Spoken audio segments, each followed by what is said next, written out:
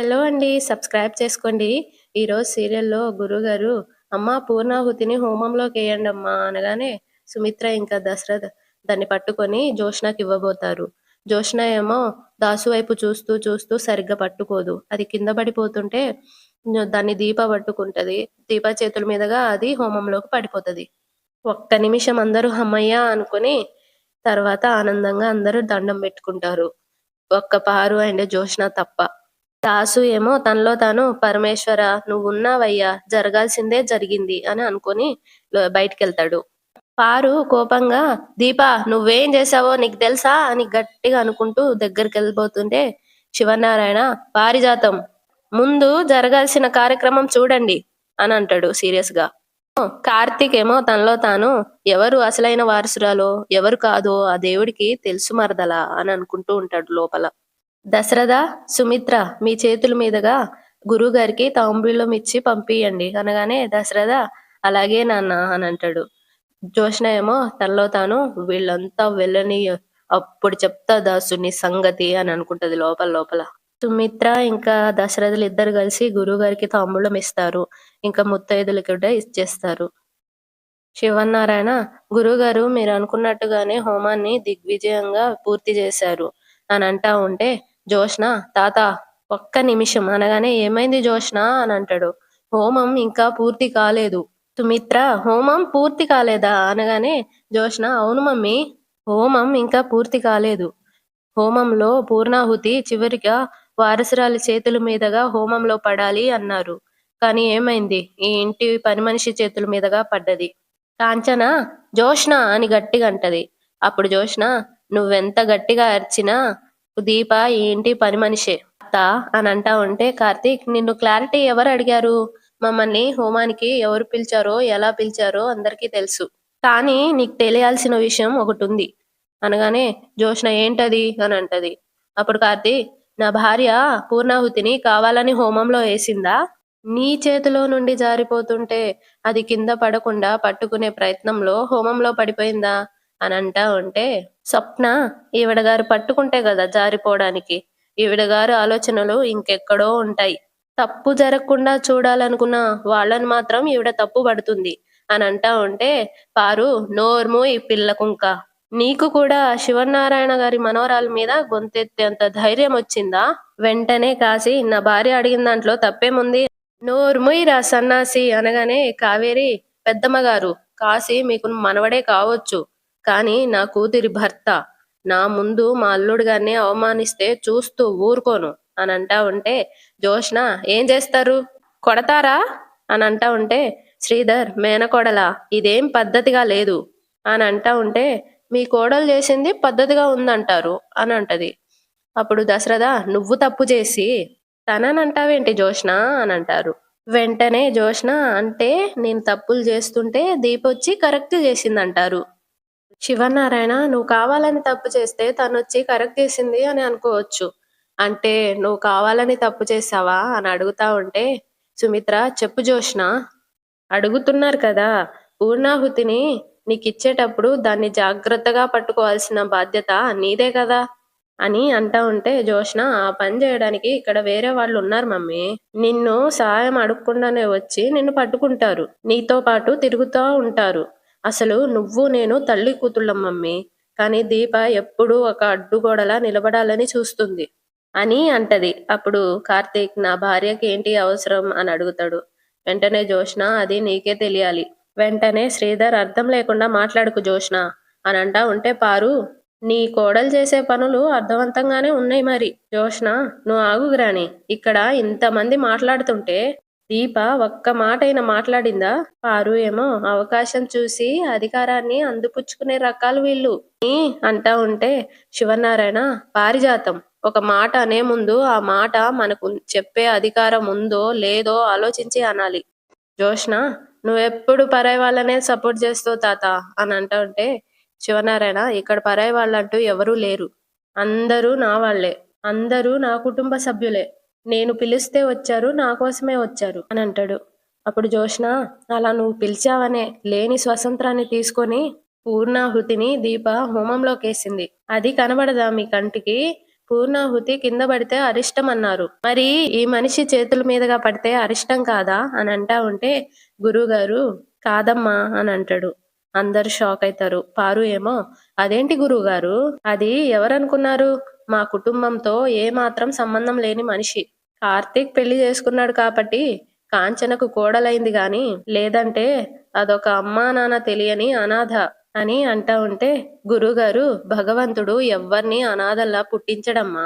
మనిషిలో ఉన్న స్వార్థము, లోభము, తీరని అకృత వాంఛ, వీటిలో ఏదో ఒకటి అభం శుభం తెలియని పిల్లల్ని అనాథల్ని చేస్తాయి.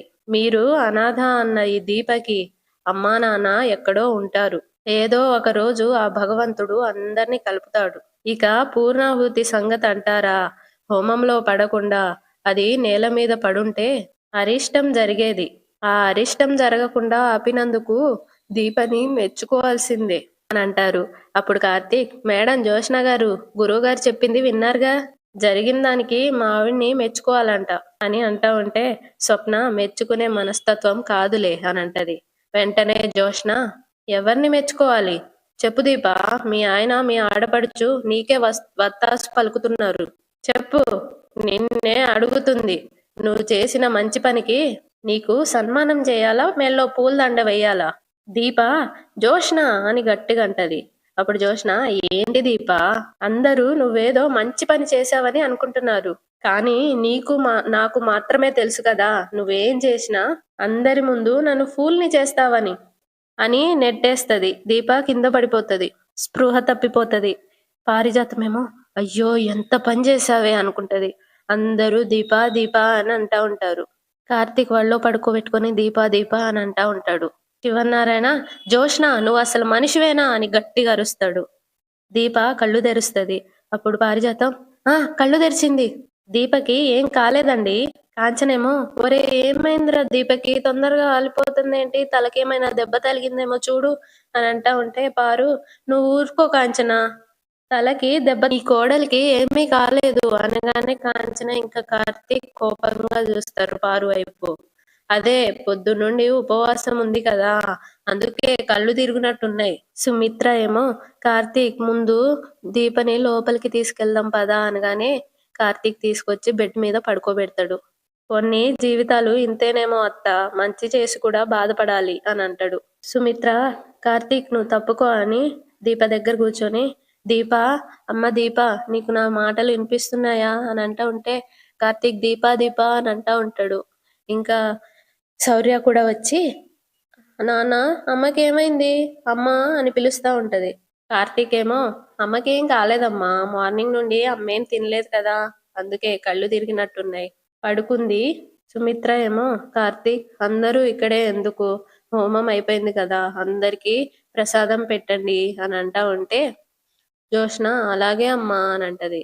నేను నీకు చెప్పానా అనగానే జోష్న అంటే అది అని అంటా ఉంటే అవసరం లేదు స్వప్న, నువ్వు పెట్టు అని అంటది.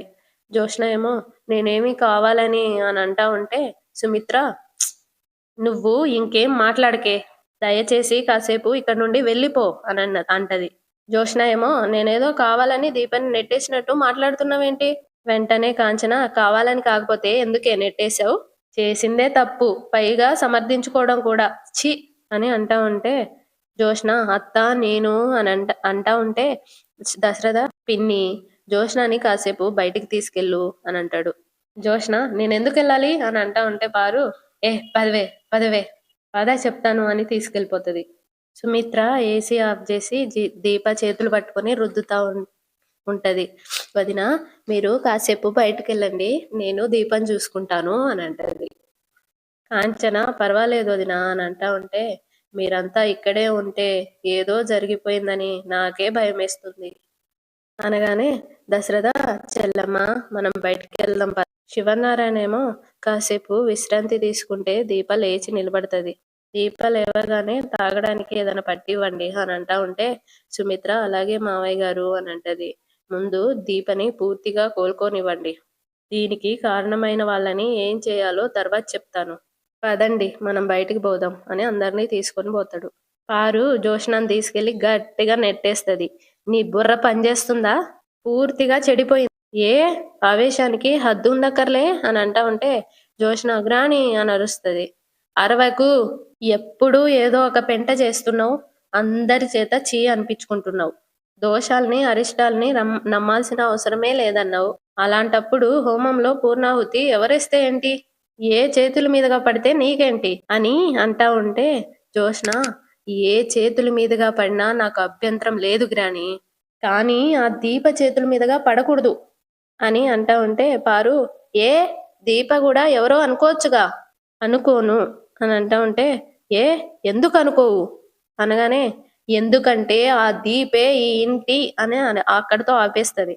పారు చెప్పు, ఆగిపోయావే, ఆ దీపే ఈ ఇంటి, చెప్పవే ఎవరు దీప అని అడగగానే ఈ ఇంటి పని మనిషి అనగానే పారు ఆ అది నాకు తెలుసు, కొత్తగా నువ్వేమన్నా చెప్పాలనుకుంటున్నావా, అది నా శత్రువు, దానివల్ల నేను చాలా నష్టపోయాను. ఆ పూర్ణాహుతి నేల మీద పడినా నేను బాధపడేదాన్ని కాదు, కానీ దాని చేతుల మీదుగా హోమంలో పడింది చూడు, అది నేను భరించలేకపోయాను అని అంటా ఉంటే పారు అందుకని దీపని తోసేస్తావా అని అంటా ఉంటే నేను తోయడం ఏంటి గ్రాని, నేను పట్టుకోగానే అదే దానికదే కావాలని పడిపోయింది. అది మహానటని మనకి ముందే తెలుసు, చూసి చూడకుండా ఉండాల్సిన విషయాన్ని పంచాయితీ పెట్టి పెంట పెంట చేసావు. జరిగిందంతా చూసిన వాళ్ళకి ఎలా ఉందో తెలుసా, కింద పడాల్సిన పూర్ణాహుతిని హోమంలో పడేలా చేసి అరిష్టం జరగకుండా దీప కాపాడినట్టు, అది చూసి ఓర్వలేక అమాయకురాలైన దీప మీద నువ్వే విరుచుకుపడినట్టు ఉంది అని అంటా ఉంటే జోష్న అవకాశం దొరికిన ప్రతిసారి మన వాళ్ళ ముందు నన్ను చెడ్డదాన్ని చేయడం దీపకి బావకి అలవాటే కదా అనగానే పారు వాళ్ళకి ఆ అవకాశాన్ని నువ్వెందుకు ఇస్తున్నావు అని అడుగుతుంది. జోష్న అదేం చేసినా చూస్తూ ఊరుకోవాలా నేను అని అంటా ఉంటే నేను ఒకదాన్ని ఉన్నాను కదా. వెంటనే జోష్న ఇలా పిలిచి పక్కకి క్లాస్ పీకడం తప్ప తమరు ఉద్ధరించింది ఏమీ లేదు. వెంటనే పారు ఈ తలపొగరే తగ్గించుకుంటే మంచిది అని అంటది. అంతా నీ కళ్ళ ముందే జరుగుతుంది కదా, ఏం చేసావు. పారు ఏమో దీపకి ఆ గురువుగారు వత్తాసు పలుకుతుంటే అది తప్పని ఎలా చెప్తాను అనగానే హ, ఆ గురువుగారు ఏమైనా దేవుడా, లేదా మనందరి తలరాతలు ఆయన రాశాడా, ఆయన చెప్తే నమ్మాలి ఎంతవరకు, మనకి ఇబ్బంది కలగనంత వరకు అని అంటా ఉంటే పారు నువ్వు ఇంత రచ్చ చేసే బదులు కాసేపు సైలెంట్ గా ఉంటే సరిపోయేది కదా అనగానే జోష్న మిగతా వాళ్ళకంటే బావ దయ వల్ల బుర్ర పనిచేయడం ఎప్పుడో మానేసింది, నీకేమైంది, ఓ 2-3 కేజీల తలకాయ ఉంది కదా, దీంతో కొంచెమైనా ఆలోచించాలి కదా. పారు ఓహో దీప అయిపోయింది ఇప్పుడు నన్ను తగులుకున్నావా అని అంటా ఉంటే తగులుకోవడం కాదు, నా జీవితాన్ని తగలబెట్టిందే దీప, అది ఇంట్లో అడుగు పెట్టిన దగ్గర నుండి ఈ రోజు వరకు దాని కారణంగా నేను ఎన్ని పోగొట్టుకున్నానో నీకు తెలుసు కదా. నేను దాన్ని ఏమీ అనకుండా ఉంటే వారసురాలు స్థానాన్ని కూడా పోగొట్టుకుంటాను అనగానే పారు షాక్ అవుతుంది. జోష్న కూడా తనలో తాను అయ్యో నోరు జారేశాను ఛ అని కంగారు పడతా ఉంటే పారు ఏంటే అన్నావు, దీప కారణంగా వారసురాలు స్థానాన్ని పోగొట్టుకుంటావా, అదెలా అవుతుంది, నువ్వు వారసురాలు స్థానాన్ని పోగొట్టుకోవాలి అంటే నువ్వు దాసు కూతురు అని అందరికీ తెలియాలి, లేదా ఎక్కడో బ్రతుకున్న సుమిత్ర కూతురైనా రావాలి. ఈ రెండు జరగకుండా ఈ రెండింటితో ఎటువంటి సంబంధం లేని దీప కారణంగా నువ్వు వారసురాలి స్థానాన్ని పోగొట్టుకోవడం ఏంటి అని అంటా ఉంటే జోష్న తనలో తాను దీపే అసలైన వారసురాలని తెలిస్తే నీ గుండె ఆగిపోతుంది గ్రాని, నీకు తెలిసిన నిజం నిన్ను దాటి మరొకరికి తెలియడానికి ఎంతో టైం పట్టదు, అందుకే దీప అనే మనిషిని లేకుండా చేసేంత వరకు దీప ఎవరో నీకు తెలియకూడదు అని అనుకుంటూ ఉంటది. పారు ఏమో అడిగేది నిన్నే అని అడుగుతా ఉంటే పనికొచ్చేది తప్ప అన్నీ అడుగుతావు. పారు ఏమో ముందు నేను అడిగిన దానికి సమాధానం చెప్పు. ఏం చెప్పాలి, నీ కొడుకుని దీప బాబాయ్ బాబాయ్ అని ప్రేమగా పిలుస్తుంటది కదా, నీ కొడుకు నా గురించి దీపకి చెప్తే దీప ఇంట్లో చెప్పదా. వెంటనే పారు హా, జరగనివన్నీ జరుగుతాయి అని ఊహించుకోవడం కూడా ఒక జబ్బు, అది నీకు బాగా ముదిరింది అని అంటా ఉంటే జోష్న తగ్గించుకుంటానులే కానీ అక్కడ ఏం జరుగుతుందో తెలియాలి, వెళ్దాం పదా అని అంటా ఉంటే వారు ఎందుకు తిట్టించుకోవడానికా, దీప ఇంకా పూర్తిగా స్పృహలోకి రాలేదు, నువ్వు ఎదురుగా కనిపించావనుకో కార్తీక్ గాడు కొట్టినా కొడతాడు. అది కళ్ళు తెరిచి దానికేం కాలేదు అని అందరూ అనుకునే వరకు కాస్త డిస్టెన్స్ మెయింటైన్ చేయడం మనకే మంచిది అని అంటా ఉంటే జోష్న ఇదంతా సింపతి గెయిన్ చేయడానికి దీప చేసే ఓవర్ డ్రామా గ్రాని. దరిద్రం ఏంటి అంటే ఇది మనకు మాత్రమే అర్థమవుతుంది. కళ్ళున్నా చూడలేకుండా తయారయ్యారు మన ఇంట్లో వాళ్ళంతా అని సీరియస్ గా అంటా ఉంటది. ఇటు స్వప్న అందరికీ ప్రసాదాలు పంచుతది. మావయ్య గారు తీసుకోండి అని దాసుకిస్తది. అందరికీ ప్రసాదం పంచుతది. కాశీకి పెట్టకుండా వెళ్తా ఉంటే కార్తీక్ స్వప్న కాశీకి పెట్టలేదు అని అడుగుతాడు. స్వప్న మర్చిపోయానన్నయ్య అని వెళ్ళి పెడతది. కాశీ సైలెంట్ గా ఎందుకు ఇలా బిహేవ్ చేస్తున్నావు, నార్మల్ గా ఉండొచ్చుగా అని అంటాడు. మాట్లాడుకో అని అనేసి వెళ్ళిపోతుంది అక్కడ నుండి. వాళ్ళని కార్తీక్ అబ్జర్వ్ చేస్తూ ఉంటాడు. అంతటితో ఈ రోజు ఎపిసోడ్ అయిపోతుంది. సబ్స్క్రైబ్ చేసుకోండి కదా.